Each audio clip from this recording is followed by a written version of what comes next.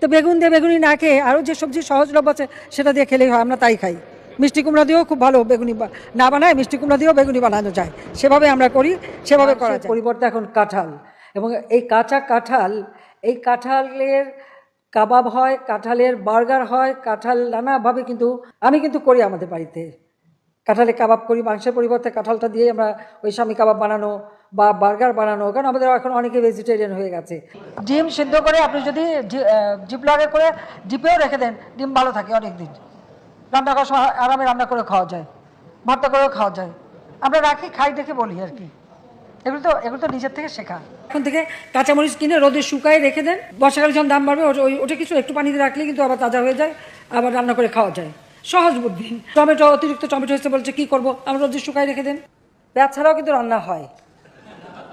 হ্যাঁ, আমি কিন্তু করি, আমি করি তো, আমাদের বাসায় করে।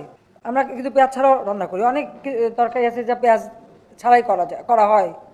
আপনারা যদি প্রেশার কুকারে মাছ 1 ঘন্টা 10 মিনিট সিদ্ধ করেন, মাছের কিন্তু কাঁটা নরম হয়ে যায়। মাছের মতনই থাকবে, কিন্তু কাঁটা নরম হয়ে যাবে, এবং আপনারা সেটা বাচ্চাদেরও খাওয়াতে পারবেন, এতে কোনো অসুবিধা হয় না।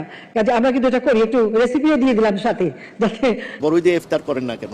আঙ্গুর লাগবে কেন? আপেল লাগবে কেন? আর কিছু নাই আমাদের দেশে? পেয়ারা দেন না, সবকিছু দেন, প্লেটটা ওইভাবে সাজান।